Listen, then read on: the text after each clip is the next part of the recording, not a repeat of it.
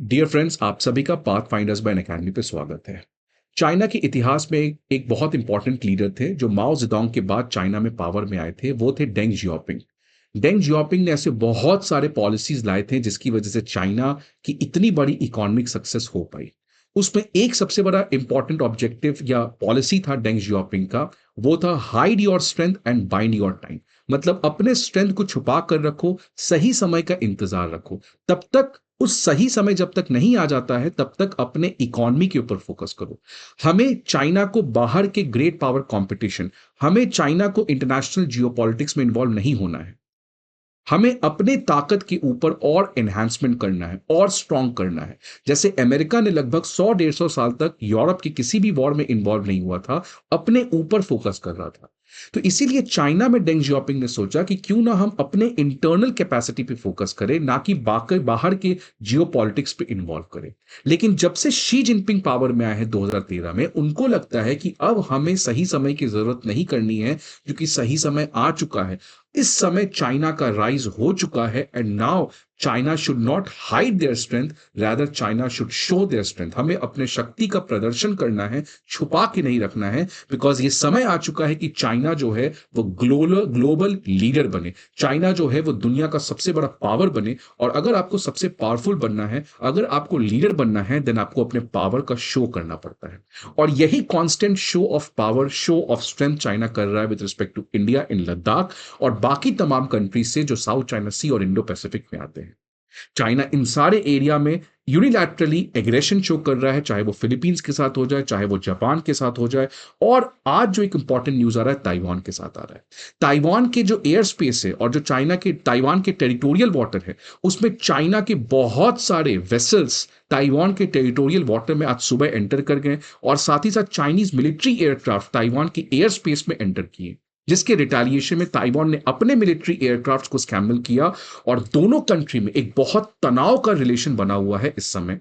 आपको पता होगा रिसेंटली कुछ टाइम से ये दोनों कंट्रीज के रिलेशन में काफी ज्यादा डेटोरिएशन आने को देखने को मिला है।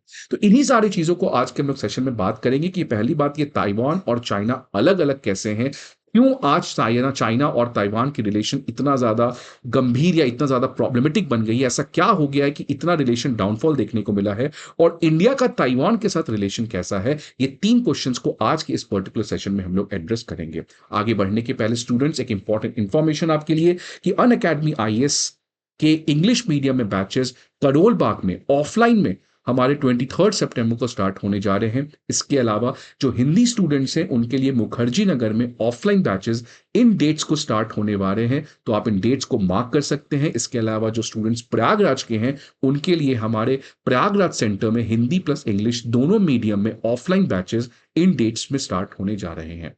स्टूडेंट्स, आपको पता होगा इस कॉम्प्रिहेंसिव जीएस कोर्स के अलावा अन अकेडमी आईएएस और बहुत सारे कोर्सेज ऑफर करता है, सच एज ऑप्शनल कोर्स जिसमें पीएसआईआर हो गया, सोशियोलॉजी हो गया, एंथ्रोपोलॉजी हो गया। इसके अलावा essay writing courses, current affairs courses, CSAT courses. इसके अलावा अगर आपको और कोई भी हेल्प चाहिए तो आप हमारे टॉप एजुकेटर से बात कर सकते हो, डाउट सॉल्विंग सेशन अटेंड कर सकते हो और 1-to-1 मेंटोरशिप की फैसिलिटी को भी अवेल कर सकते हो। लेकिन फ्रेंड्स, ये इंफॉर्मेशन आपको कहाँ मिलेंगे? सो उसके लिए आपको थोड़ा सा टाइम निकाल के हमारे किसी भी 3 ब्रांचेस में विजिट करना है, करोल बाग, मुखर्जी नगर या प्रयागराज। उन सारे सेंटर्स पे हमारा एक फुल फ्लेजेड अन अकेडमी आईएएस का टीम है जो आपको सारे इंफॉर्मेशन इन इसके रिलेटेड प्रोवाइड करेगा। बट अगर आप इस समय अभी इमीडिएटली नहीं आ सकते हो, सो आप तुरंत अभी अन अकेडमी आईएएस ऐप को डाउनलोड करो। उस ऐप को डाउनलोड करते ही आपको ये सारे इंफॉर्मेशंस वहां पे मिल जाएंगे in a very simple, clear, precise. But I would recommend you that it's better that you visit our centre, meet in person with all our staff, so that they can assist you in a better manner. आगे बढ़ते हैं students. तो सबसे पहले हमें समझना है कि ताइवान है क्या। आपको पता है कि चाइना को सबसे पहली बार कोलोनाइज किया गया था 1839 में बाय ब्रिटिशर्स। उसके बाद चाइना में बहुत सारे कोलोनाइजर्स आए और लगभग 100 साल तक चाइना को इसी तरीके से कॉलोनी की तरह बनाया गया। चाइना एक कॉलोनी था, इंडिया भी एक कॉलोनी था। दोनों में अलग क्या था कि इंडिया एक ब्रिटिश कॉलोनी था, मतलब ब्रिटिश पूरे तरीके से इंडिया को कंट्रोल करता था। लेकिन चाइना जो था वो एक इंटरनेशनल कॉलोनी था, बिकॉज वहां पे ना केवल ब्रिटेन बल्कि फ्रांस, जापान, रशिया, अमेरिका, वो सारे अपने इन्फ्लुएंस को बना के रखे थे। That's why unlike India which was a British colony, China was a international colony. और यही 100 साल की जो गुलामी चाइना झेला है, इसी को चाइना में कहा जाता है सेंचुरी ऑफ ह्यूमिलिएशन, जिसका बदला शी जिनपिंग जो है वो वेस्ट से लेना चाहते हैं। ये जो 100 साल की ह्यूमिलिएशन चाइना को झेलनी पड़ी। जब चाइना को इंडिपेंडेंस मिला 1939 में, उसके बाद चाइना को एक फुल फ्लेजेड सॉवरन कंट्री बनना था, लेकिन ये इतना आसान नहीं था। बिकॉज जैसे ही अंग्रेज, जैसे ही बाहर के लोग चाइना छोड़ के चले गए, जिसमें लास्ट पावर जापान था, जैसे ही जापान चाइना को छोड़ के चला गया, उसके बाद चाइना के अंदर में ही एक सिविल वॉर, एक युद्ध स्टार्ट हो गया। वो युद्ध किसके बीच में था? दो पार्टीज के बीच में। एक थे केएमटी पार्टी, क्यूमिंतांग नेशनल पार्टी, जिसके लीडर थे चियांग काई शेक, और दूसरी तरफ थे चाइनीज कम्युनिस्ट पार्टी, जिसके लीडर थे माओ जेडोंग। ये दोनों आपस में लड़ लिए। क्यों लड़े? बिकॉज ये दोनों इंडिपेंडेंट चाइना किस हिसाब से होगा, किस विचारधारा से चलेगा, उसके ऊपर इन दोनों पार्टी का डिस्प्यूट हो गया। अगर हम बात करें नेशनलिस्ट पार्टी का, तो ये चाइना को कैपिटलिज्म की रास्ते पे ले जाना चाहता था, लिबरलिज्म की रास्ते पे ले जाना चाहता था, वेस्ट के साथ अच्छा रिलेशन रखना चाहता था। और ये जो चाइनीज कम्युनिस्ट पार्टी वाले, माओ जेडोंग वाले पार्टी थे, ये चाइना को एक कम्युनिस्ट कंट्री बनाना चाहते थे। इसमें वन पार्टी डिक्टेटरशिप को लाना चाहते थे, रशिया के साथ अच्छा रिलेशन रखना चाहते थे। और क्योंकि ये कोल्ड वॉर का जमाना था, तो कोल्ड वॉर में जो नेशनलिस्ट पार्टी है, इनको अमेरिका ने सपोर्ट किया और कम्युनिस्ट को रशिया ने सपोर्ट किया। इस सिविल वॉर में हुआ क्या कि फाइनली जो चाइनीज कम्युनिस्ट पार्टी है वो जीत जाती है, और हारता कौन है? नेशनलिस्ट। तो ये जो नेशनलिस्ट थे, इनको चाइना की ये जो मेन लैंड चाइना है, इनसे भागना पड़ा। और ये भाग के गए कहां? ये छोटे से आइलैंड में, जिसको हम कहते हैं ताइवान, जिसको हम कहते हैं ताइवान। सो ये जो नेशनलिस्ट लोग थे, केएमटी वाले लोग थे, ये यहां से भाग के अपने आप को यहां पे जाके एस्टैब्लिश कर लिए। और जब ये यहां पे जाके एस्टैब्लिश किए, तो इनका कहना था कि हम ही है रियल चाइना। ये जो सीसीपी ऑक्यूपाई कर लिया इस एरिया को, वो इलीगल है। लेकिन सीसीपी का कहना था कि हम यही रियल चाइना है, ये भी हमारा ही पार्ट है। तो ये जो यहां पे भाग के गए थे, इनका कहना था कि we are the real China, और इनका कहना था कि इन्हीं को हम लोग कहते हैं, यही लोग आगे जाके स्टैब्लिश करते हैं रिपब्लिक ऑफ चाइना, आरओसी, जिसको हम ताइवान कहते हैं। और जो कम्युनिस्ट पार्टी यहां पे रह गई, उन्होंने एस्टैब्लिश किया PRC, people's republic of China. तो आज जो मेनलैंड चाइना है, ये वाला, इसको हम पीआरसी से जानते हैं, जो कि मेनलैंड चाइना हो गया। और जो लोग यहां से भाग के यहां पे जाके अपने आप को एस्टैब्लिश किए थे, उनका जिनका कहना है कि वो रियल चाइना है, उन्होंने एस्टैब्लिश किया था रिपब्लिक ऑफ चाइना, जिसको हम आसान भाषा में या जनरली ताइवान के नाम से जाना जाते हैं। अब ताइवान क्यों मैटर करता है? आखिरकार पहला इंपॉर्टेंस है सेमीकंडक्टर में। Taiwan is one of the largest manufacturer of semiconductor. और दूसरा बहुत इंपॉर्टेंट ताइवान के बारे में क्या है कि आप ताइवान का लोकेशन देख सकते हैं। ताइवान एक छोटा सा आइलैंड है, जो कि एक बहुत बड़े कम्युनिस्ट कंट्री के बल्कि परछाई में है। सो ताइवान एक डेमोक्रेटिक कंट्री है, डेमोक्रेटिक पॉलिटी है, और ये एक तरीके की डिक्टेटरशिप पॉलिटी है।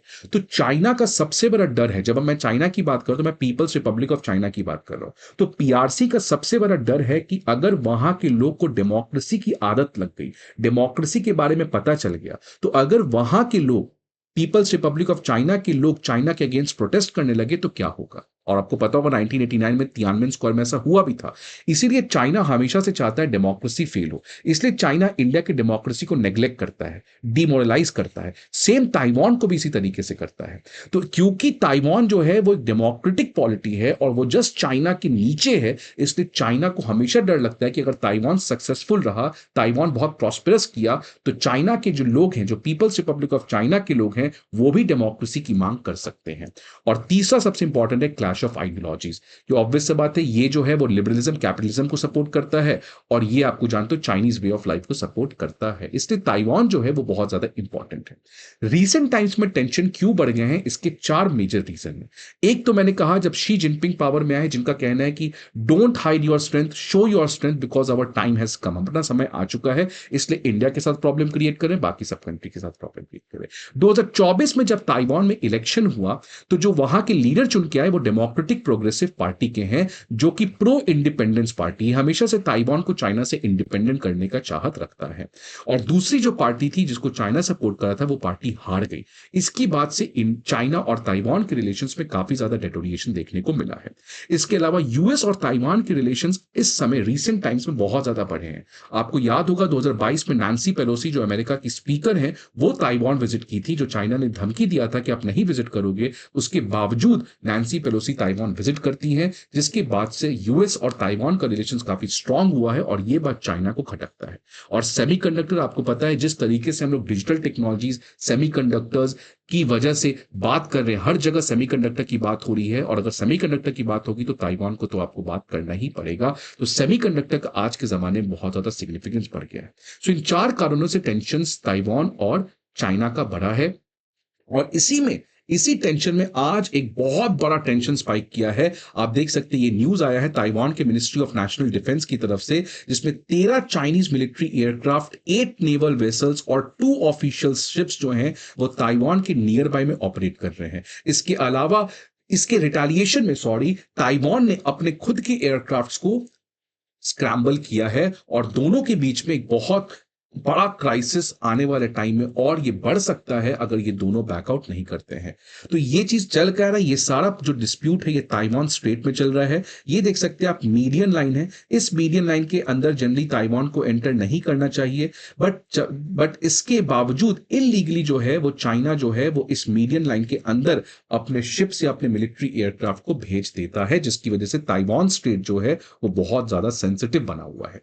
इसी टैक्टिक्स को हम कहते हैं ग्रे जोन टैक्टिक्स। ऐसे जो चाइना टैक्टिक्स कर रहा है इसको ग्रे जोन या सलामी स्लाइसिंग स्ट्रैटेजी भी कहते हैं। ग्रे जोन वॉरफेयर क्या है? एक नया तरीके का वॉर है। आप देखिए, सपोज ये मान लीजिए आपका चाइना है और ये मान लीजिए आपका ताइवान है।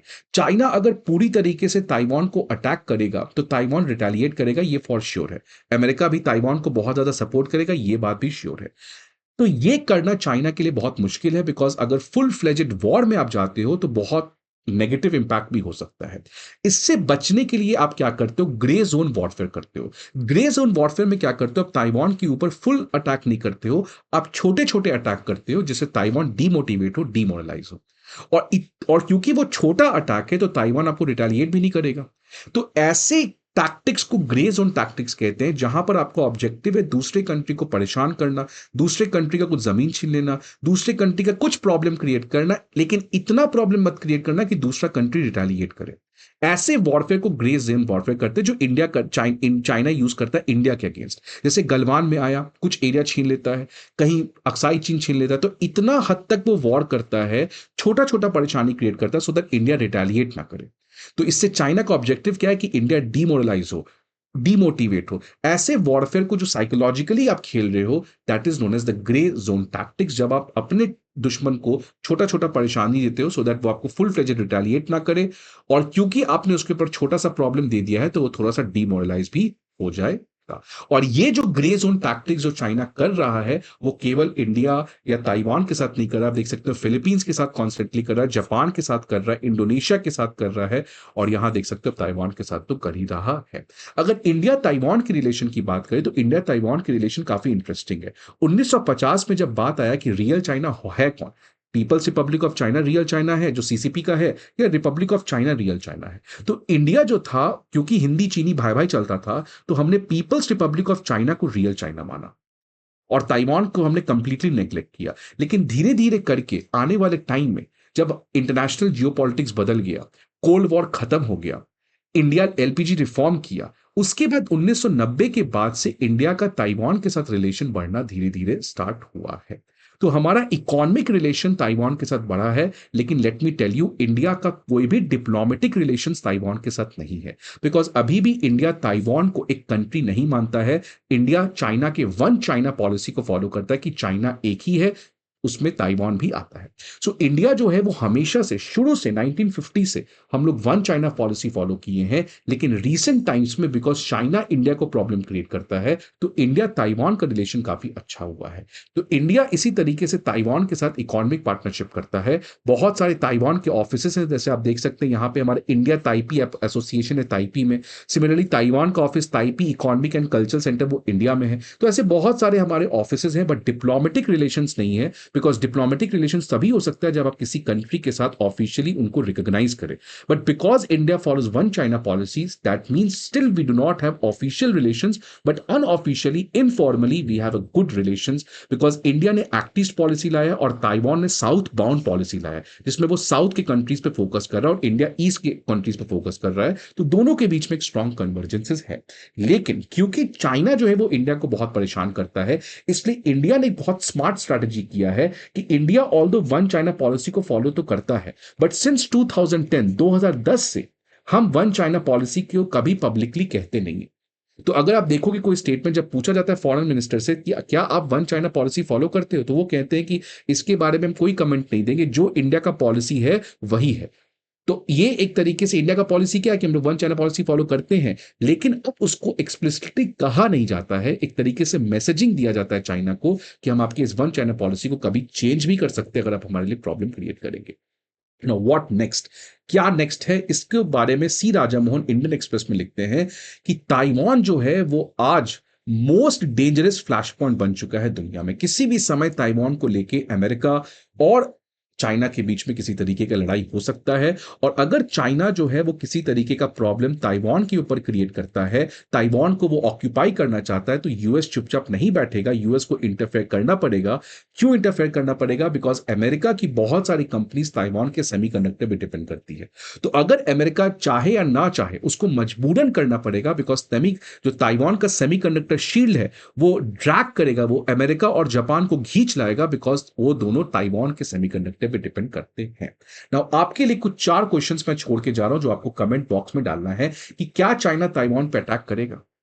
क्या चाइना रशिया की इस वॉर से कुछ सीखेगा? जहां पे रशिया यूक्रेन वॉर में सबको लगा था रशिया तुरंत जीत जाएगा, ऐसा हुआ तो नहीं। तो क्या चाइना वापस ये गलती करेगा ताइवान के ऊपर अटैक के? अगर ताइवान के ऊपर चाइना अटैक करता है तो क्या अमेरिका, अनलाइक यूक्रेन जहां पे वो खाली वेपन भेजा, क्या अमेरिका ताइवान को आर्मी या डिफेंस बहुत ज्यादा भेजेगा? और क्या इंडिया जिस तरीके से चाइना इंडिया में अरुणाचल प्रदेश को अपना साउथ तिब्बत कह देता है, नए नए नक्शे निकाल देता है, तो क्या इंडिया को एग्रेसिवली एक बोल्ड स्टेप लेके ताइवान को अलग कंट्री रिकॉग्नाइज करना चाहिए? सो ये 4 क्वेश्चंस फ्रेंड्स आपके पास हैं, आप इनके बारे में सोचें and then please put those thing in the comment box. इसके अलावा अगर आपको ये पीडीएफ चाहिए और डेली इंडियन एक्सप्रेस और हिंदू पेपर का न्यूज़पेपर एनालिसिस चाहिए from your examination point of view, तो आप इस टेलीग्राम चैनल पे विजिट कर सकते हैं जहां पे आपको सारे इंफॉर्मेशन मिलेगी। So I hope you are doing great. Today is also Teachers Day, so thanks for the wishes if you are making any wishes. But anyways, see you in the next session. Till then, goodbye.